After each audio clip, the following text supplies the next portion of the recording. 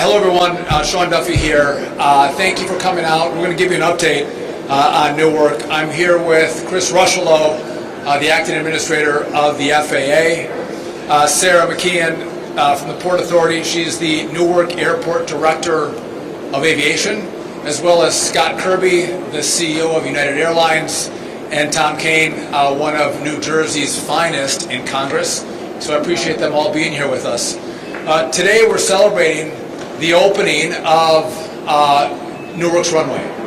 And this is a 60-day project that actually is completed 13 days early. And we all couldn't be more grateful to the Port Authority, everyone who worked so hard, the unions, labor that worked to make sure this happened. They were working around the clock, 24/7, to make sure they could complete the project before that 60-day time frame. And what is interesting is I think you were going to beat the time frame by a couple of days, but when they saw some of the issues that were happening here at Newark, they actually ramped it up even more. And again, this is a great day to celebrate the opening of the runway. And it goes to a broader point in regard to the issues that we're having here.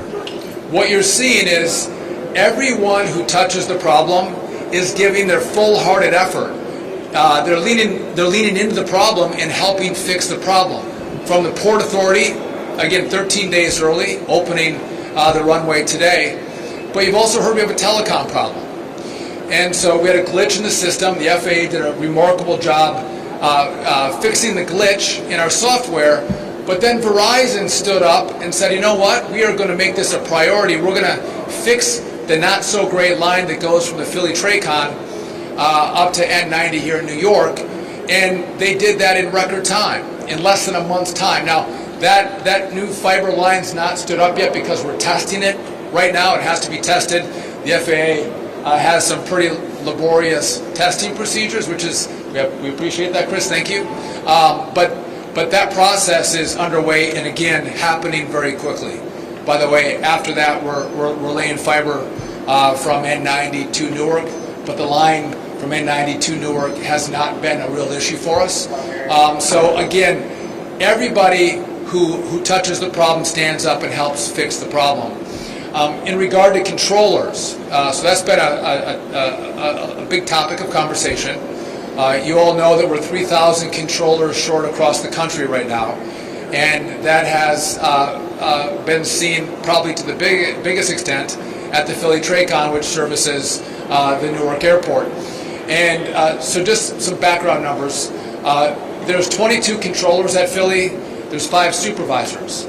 6 of those 22 controllers are on leave right now. So there's only 16 controllers that work the Philly Tracon. However, there are 16 controllers who are training right now for the Philly at the Philly Tracon for this airspace. And most of them are experienced controllers. And so on a rolling basis, over the next year, we're going to have more controllers come online into the Philly Tracon. In addition, we just brought in another 6 trainees into the Philly Tracon to also train up. So the problem we're seeing with controllers, it can't be fixed overnight. It takes time to train up on this airspace. But we've addressed the problem by bringing more controllers to train up in the Philly Tracon that, again, controls Newark here. And over the course of the next months, you're going to see improvements in this airport, in this airspace. And again, day one, we have the airport. You're going to see improvements, again, in the telecom, and then you're going to see improvements with the staffing issues with regard to controllers. I'm going to turn it over in a second to the deputy administrator, but I also, again, I fly, this is my airport, I fly out of Newark, and I think a lot of people were frustrated by the fact that they were booking flights, and because of the issues we were having, their flights were hours delayed and then maybe even canceled. And all of the airlines came together with the FAA's leadership, and United being the biggest provider, biggest airline here at Newark, they worked together to reduce the capacity at the airport. Again, we're flying 28 flights an hour in regard to departures, and I think the beauty of that is that when you book your flight, you're going to fly. Again, you don't want to book and wait 2 hours to be canceled. If you book, you want your plane to take off. And so we're at an agreement now where, again, if you come to this airport, by the way, Chris or Scott said we've got some even better pricing right now at Newark. So if you want to book at Newark, you might get a little better deal if you're coming out of this airport. But if you book, you fly, and that's critical. That's important. And so the message I have for all of you is no one here has created this problem, right? The problem has landed on our laps, but I want you to know that you have every asset that touches the problem working together, coordinating, cooperating, collaborating to make sure that as a team we address the problem that exists at Newark. And by the way, we may see some of these problems happen at other places around the country. And with the same kind of energy and fervor, we're going to address those problems should they come up. And so, again, I'm proud of this team. I want to again say thank you to the Port Authority, who again leaned into the problem and brought us to a moment where we're 13 days early. Again, critically important, getting the runway up and active. And so, with that, I want to turn it over to a guy who has done just an amazing job as the acting administrator of the FAA. He came in, and I think a lot, probably more has been thrown at him in the last 6 months than anyone who's come in to lead the FAA in recent memory. Acting Administrator Chris Rushlow. Thank you, Mr. Secretary. Pleasure to be with you all here today. And let me just echo really quick the Secretary's comments about true appreciation for the collaboration that went into this, particularly with the Port Authority today. We are actually using the new runway today for departures, and that's a big deal. Way ahead of schedule, and certainly contributing to a safe and efficient operation. I would also say our next steps are we're going to have our technical operations people go out and certify that new runway for arrivals as well. It's going to take a little bit longer, simply because we want to make sure that the equipment there is certified, is flight checked, and so that's going to take a few more days. But we're really proud of that collaboration that brought everybody together to be able to utilize that extra runway today. I would also note that, as the Secretary talks about, a lot of the work that went into this in advance. So we're running a 28 arrival rate right now. Once we certify that extra runway with the new arrival instrument landing systems, we'll be able to move up to 34 rate arrival per hour. Again, a lot of that has to do with the collaboration that went into it with the airlines, with the Port Authority, in order to make sure that we're supporting a smooth and efficient and reliable air transportation system for the summer with everybody involved. So it's a real pleasure to be here today. I'm very proud of the work we've done in collaboration, particularly the FAA technical operations and controllers. As the Secretary talks about, there's a lot of work to be done, but we're in there every day. They care about the safety of the system. That's job one for us. And so again, none of this comes together as part of our aviation safety ecosystem unless everybody's putting in, particularly with the airlines when we talk about reducing delays and disruptions over the summer. So with that, I will turn it over to Sarah McKeon from the Port Authority.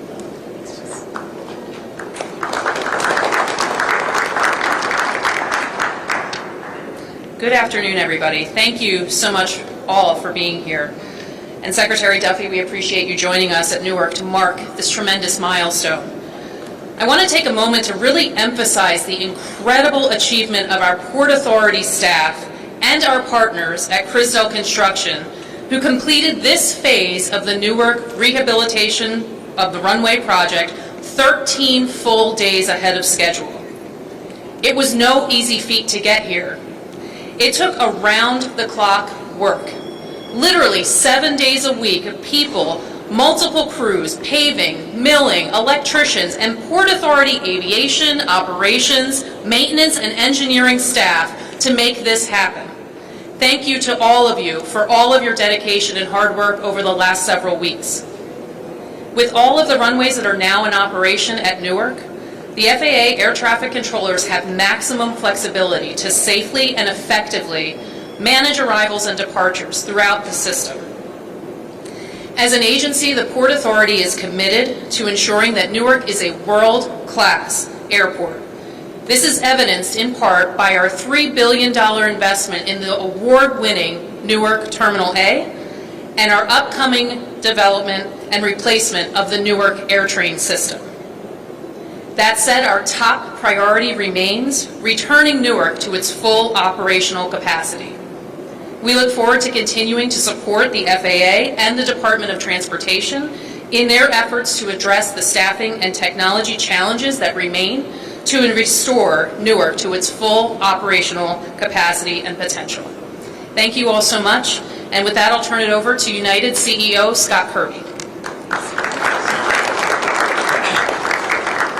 Thank you all for joining us today, and thank you, Sarah, for the intro. Thank you to the Port Authority, Sarah, Kevin, wherever you are, for all the work to get the runway back and get it back early to help contribute to this being this airport realizing the potential that it has. But I also want to say a huge thank you to Secretary Duffy, Administrator Rocheleau, and the administration. The level of engagement that you see here today is unprecedented in my career. I've spent a career in aviation, sometimes, often working to try to get the FAA to support and help customers and help our operation. And the level of support and partnership that we've had, the very fact that you're both here with us today, is a testament to trying to be partners and trying to make the airspace and the airport not only safe, but work for customers around the country. And I think this is a seminal moment in the aviation infrastructure history that we're here with them today. So thank you both. I also want to thank all the employees, many of whom I see in the back of United Airlines, for what you always do. I have been through this airport 5 or 6 times in the last few weeks, and it's an inspiration to me when I walk around, because they know what I also know, that not only are they keeping our customers safe in conjunction with the FAA and the air traffic controllers, but they're doing a great job of making this a really reliable airport that our customers can count on. And in fact, for the period of time this year, for the almost 4 months of the year when runway construction wasn't going on, Newark has actually been the most reliable of the 3 New York airports, slightly ahead of both JFK and LaGuardia in terms of on-time performance and lowest cancellation rate. So they really are doing an amazing job taking care of our customers. And I really am excited today, as challenging as the last few weeks have been, and they have been tough, that the future looks brighter for Newark than it ever has in my career. The things that we have been asking for years to make this airport operate reliably for customers are now being done. The administrator talked about the number of flights that we have at the airport, and while we would at United would love to schedule more flights, we can only schedule as many as the airport can handle. And so having the infrastructure right, having the staffing right at the TRACON, at the tower, and in the centers, but also having the airport realistically scheduled is the key to letting this be the crown jewel that it really is for not just United Airlines, not just for New Jersey, but really for the entire country. Because Newark, the United Airlines hub here, actually is the largest single airline international gateway, particularly to Europe, of anywhere in the country. It really is a crown jewel of Americans visiting and seeing the world, and for people from around the world to come experience this country. So a huge thank you to everyone. We are glad to put this in the rearview mirror, and as I told you, customers can not only book with confidence. We did get well behind on bookings because of the perception issues around Newark recently, and so that means more seats are available, which means that the fares are better than they're probably going to ever be in the years to come. So now's the time to book your vacation. If you want to go to Europe or you want to head across the country, now's the time, because you're going to have not just a good value, you're going to have great people of United taking care of you, but you're also going to have an airport that is likely to be the most reliable of any of the New York airports, just like it was before the runway construction, for the remainder of summer. So thank you all for joining us, and with that, I'll turn it over to a congressman from this great state, which is a crown jewel for us and for the country, Congressman Tom King. Thank you. Thank you. It's great to be with you, here with the Secretary, here with the leadership of the wonderful organizations. If New Jersey the region, and the United States are going to be successful, Newark Airport has to be open. It's that simple. And this great partnership that came in 13 days early is going to be a real benefit and a real focus for other airports to follow their lead. The Port Authority did a phenomenal job. The FAA, DOT did extraordinary jobs. That partnership, as well as with the private sector, with Verizon, as well as with United, making sure that the communication was key. Infrastructure has to work. The timing has to be predictable, and together we can make sure that safety is paramount. But we can make sure this stays open, and make sure we have the funding from the federal level as well. Thank you.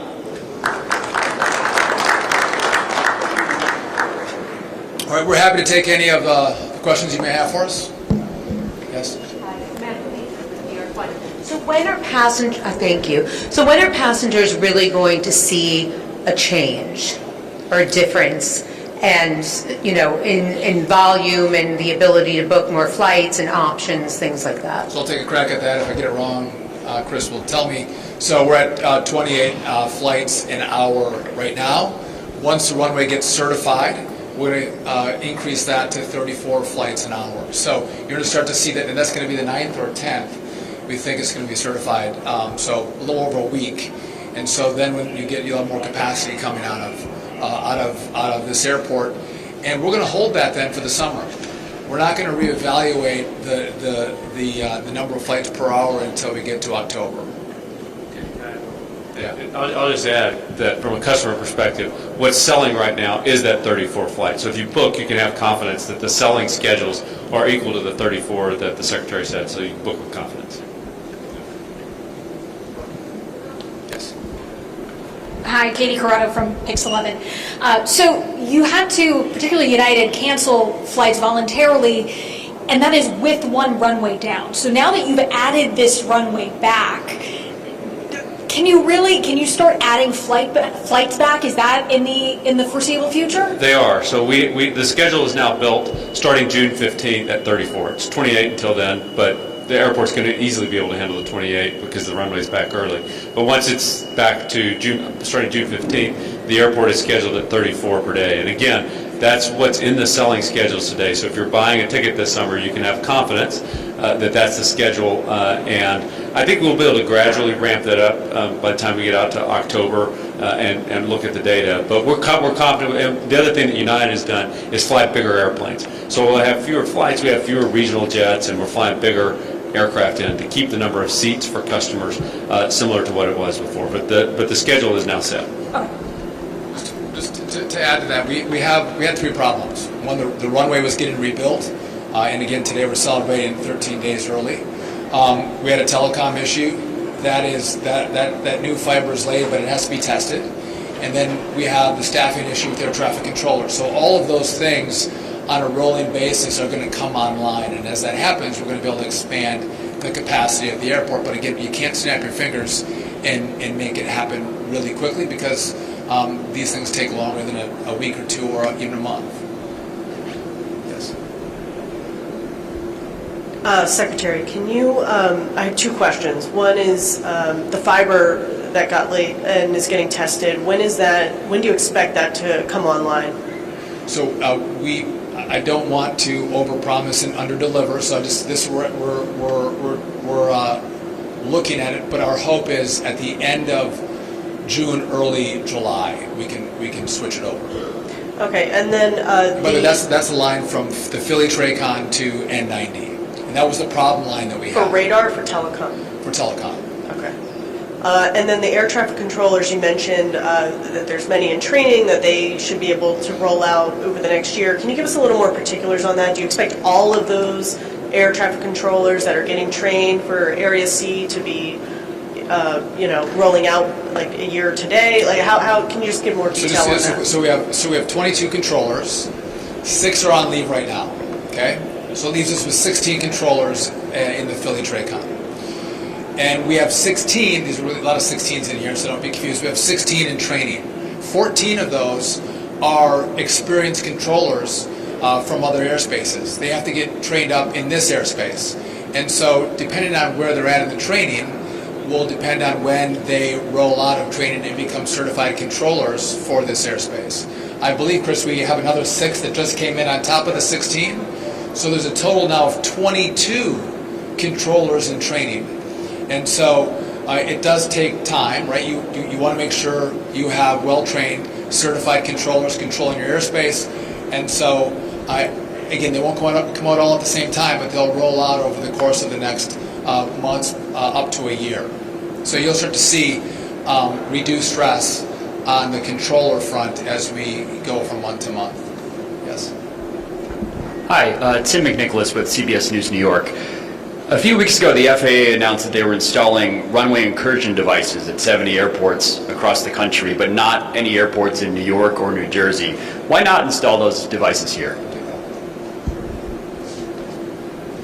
So part of our analysis when we roll out this type of equipment, the safety equipment, is looking through where we're seeing evidence of increased risk.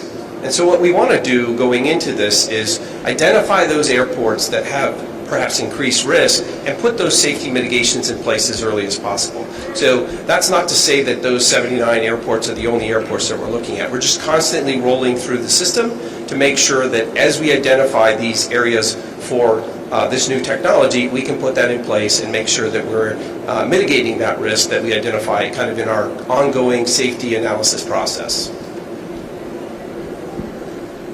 Good afternoon, Ramsey Khalife with WNYC, the local NPR station. So 2 questions. You said that Verizon took up a lot of that work to make the replacements to lay down cable.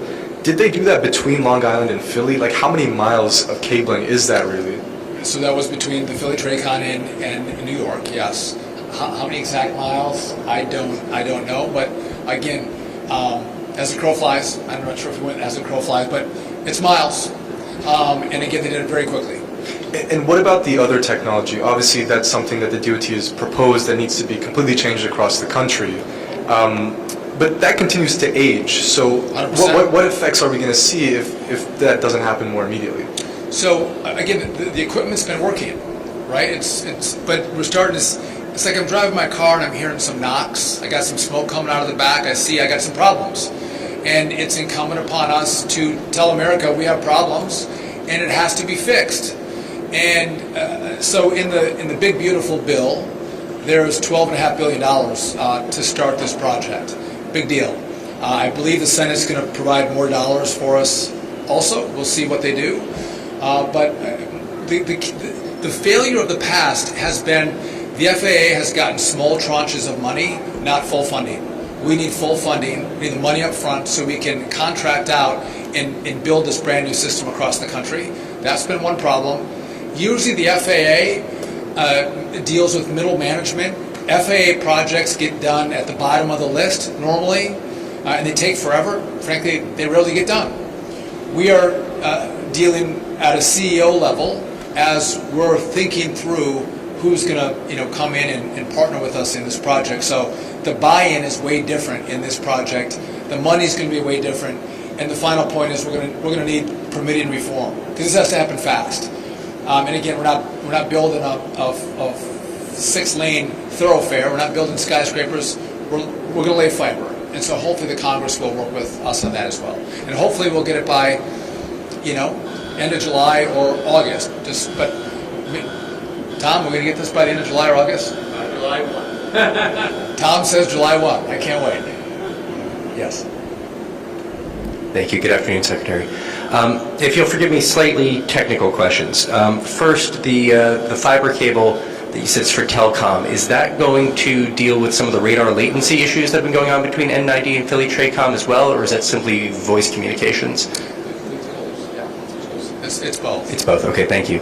And that 34 an hour that once the runway is certified should be the capacity of the runway layout here. Is that reliant on full staffing at Philly Tracon, or is that achievable with what you've got now? That's achievable with what we have right now. So we have the capacity, and now if there's something unforeseen that happens where we lose controllers for some reason, we'll scale those numbers back. But we'll have the staff to go to 34 with the current staffing at the Philly Tracon. Okay. Yes. Hi, Jelani Gibson, NJ.com. Can we get an estimate on what the flights per hour were before all of the delays started happening? The theoretical capacity of the airport was about 38 and a half per hour, so 77 total operations per hour. And sometimes the day, though, it was scheduled at 80 plus. That's historically actually been the challenge at Newark, is that the theoretical maximum was 38 and a half per hour, and it was scheduled over that. It would just cause delays that would bleed through the day. And so that's why this is such a seminal and really turning point for not just the near term, but the long term of Newark, is because once you philosophically start matching the number of flights to be equal to the capacity of the airport, it allows the airport to run reliably, as far into the future as you can look. So this is a really big day. This agreement that the FAA drove with the airlines is really a turning point for Newark for the long term. And so just to be clear, you are 4 flights per hour away from the operation From what it was historically. Okay, got it. Anybody else?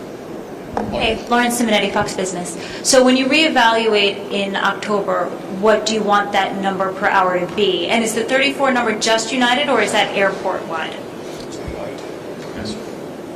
Yeah, thanks. So that's airport-wide right now, as Mr. Kirby, sorry, as Mr. Kirby described. What we're going to do is monitor that progress through the summer. So we'll watch the nature of the operations. Obviously, weather contributes to some of that as well.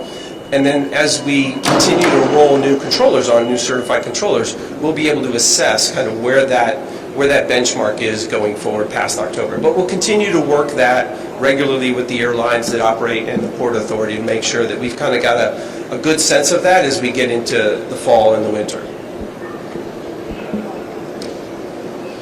Anybody else? To get clarity on the timeline for upping, you're having the inspection June 9th and June 15th is when you'll actually launch the 34 planes an hour?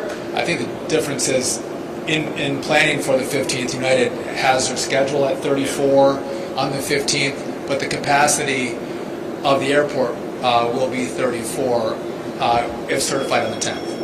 Okay. Correct. Thank you. Magna with Skift. I was wondering, as far as like the funding that you talked about for air traffic control reform, what sort of timeline do you envision for that project? So there's a number of factors, and permitting is a big one, but I believe we can do it in 3 to 4 years. And what you'll see is it's not a whole work project that completes in 3 or 4 years. You'll have airports that are done well before that, right? So we'll upgrade airspaces, TRACONs, towers, and you'll see the benefits as we go from year to year. We hope the completion of all of our airspace will be finished in that 3 to 4 year time frame. If I get the permitting reform, I think we're closer to 3. If we don't, we're closer to 4. And again, this is an American project. This is an American build. This is the most important infrastructure project that we've had in this country for decades. And so you're going to see, I think the Congress is going to engage. If the bill's on the floor today, and Tom will tell me if I'm wrong, you would have 90% of all Republicans and Democrats in both chambers that vote for it. Everyone agrees this is not partisan. Everyone knows we have to do it. What vehicle does the money get on in Congress to get it to us? That's why I left Congress. Maybe I'm not going to figure that out. But they want to do it, which is really important. And again, the companies that are going to work with us, they're going to work with us at the top level. And again, this is more like DoD, how they get their work done. It's a priority. We're going to be a priority, and that's going to mean we can do this in record time. And just the last point I'll leave you with is, as we think about all the runway, and again, it's not going to be certified for landings until the 9th and 10th.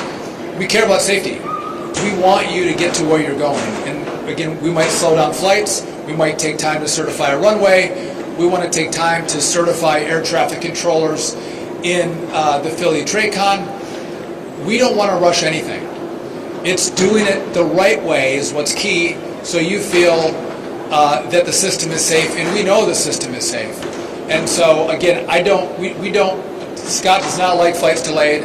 I don't like flights delayed or canceled, but we will do it if we don't feel like the system is safe, or we have enough controllers, or there's an issue in the airspace. We slow it down or we shut it down. And I always get the question, is it safe to fly? Yes, it's safe to fly. And it's because we have such a great team that focuses day in and day out on the flying public safety. And so with that, I want to thank this team. I want to again thank the Port Authority for all of your work. Again, amazing how fast they worked around the clock to make today happen. And with that, thank you all very much.